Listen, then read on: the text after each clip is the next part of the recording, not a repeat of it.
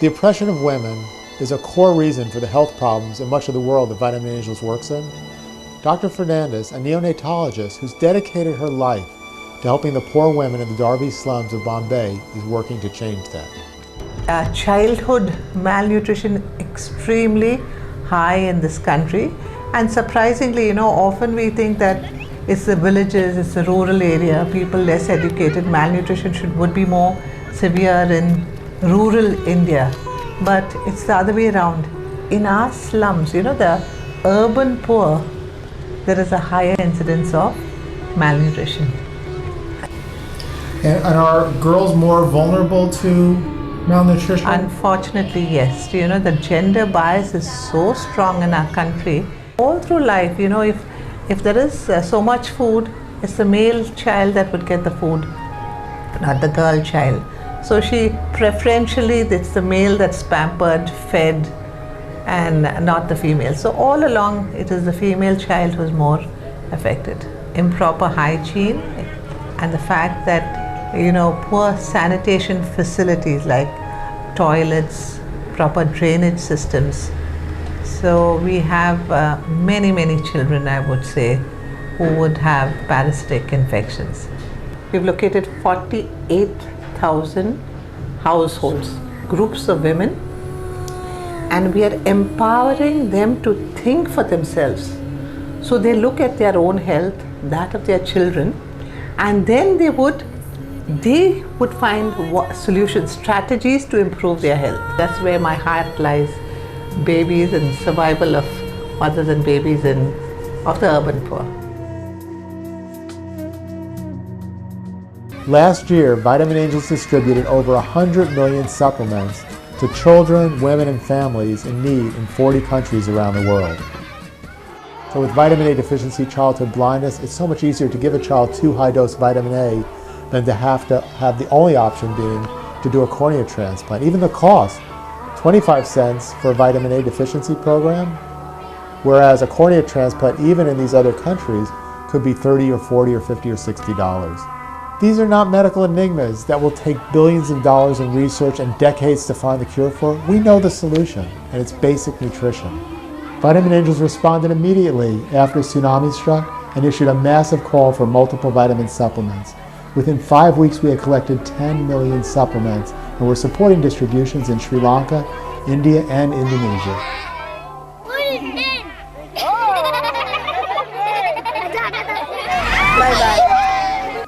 You only have to have one child die in your arms to realize how important basic nutrition is. Nancy Harris told me that one day when we were talking about how multiple vitamins are saving the next generation of Tibetan children. Nancy's done a nutritional survey and found that 70% of the children in Tibet are chronically malnourished.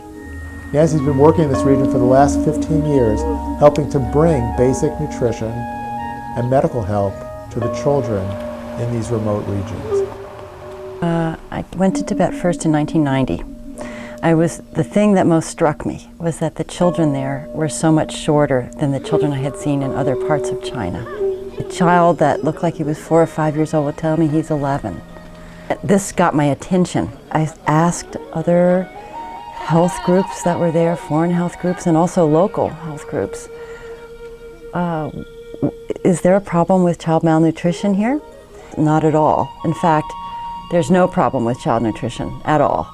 They're supposed to be that short. Until one old Chinese doctor, he was really the opening for us. He said, of course they're malnourished. Anybody can say they're malnourished. What are you going to do to help us? Here is a culture that is under duress. Here is a culture where there's only 5 to 6 million people left maximum. Here is a culture where it's looking to me like a whole bunch of people are dying before the age of 7 of preventable and curable things. How would we make the biggest impact on this isolated and very fragile group? So we finally had this epiphany that the vitamins were really a powerful tool. This was a child, we were out in eastern Tibet.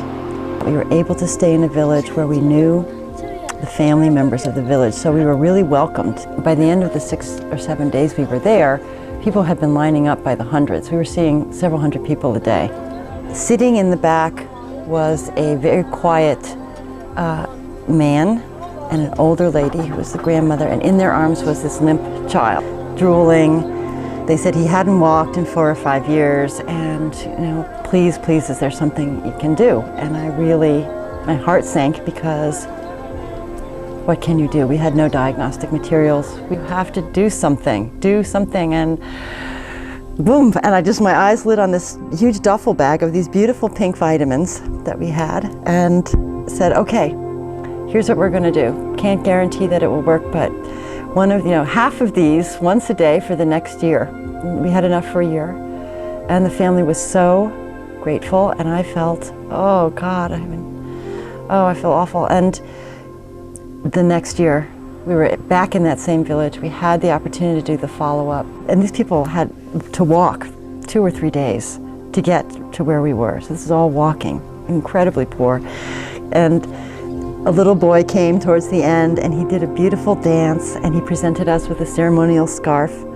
The interpreter nudges me, he goes, don't you know who that little boy is? And I said, no. He goes, that's the one that came last year that couldn't walk or talk.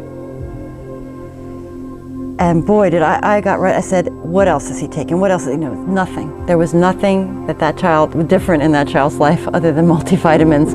And I'm afraid that was the turning point for me, in realizing that this was probably the single most powerful thing that we could do for this generation of Tibetans, for Tibetan children right now.